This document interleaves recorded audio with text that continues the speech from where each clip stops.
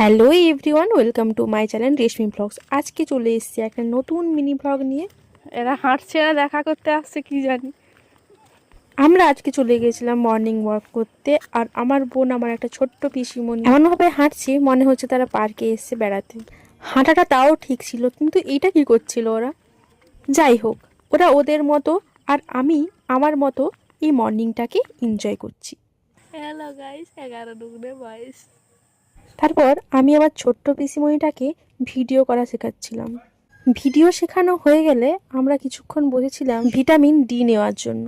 তারপর গুটি গুটি পায়ে বাড়ির দিকে রওনা দিলাম, আর বাড়ি এসেই ব্রাশ করতে স্টার্ট করলাম। ব্রাশ করতে করতে দেখি একটা লোক হাঁস বাচ্চা বিক্রি করতে আসছে।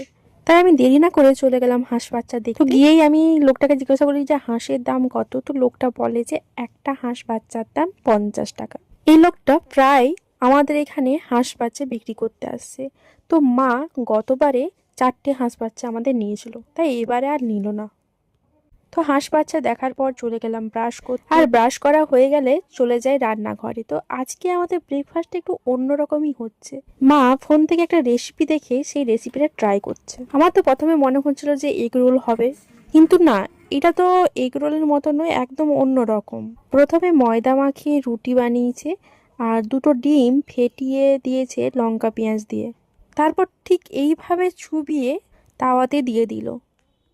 তবে এটা আমার মনে হয় যে এগ রোলের থেকে বেটার, কারণ এগ রোলে একটা রুটিতে দুটো ডিম বা একটা ডিম লাগে, তো এটা দুটো ডিম দিয়ে সব রুটিগুলোই হয়ে গেছে। তো অনেকক্ষণ ভাবনা চিন্তার পর আমি এটা সস্তা এগ রোল বলবো, কারণ এটা খুব ইজিভাবে করা যায় এবং খুব কম সময়ের মধ্যেই করা যায়। এটা কিন্তু অনেকটা সফট হয়েছিল আর খেতেও ভালো লাগছিল। তো টমেটো সস, কাঁচা পেঁয়াজ, মানে এগ রোলের মতো বানিয়েও এটা খাওয়া যায় বা এমনিও খাওয়া যায়।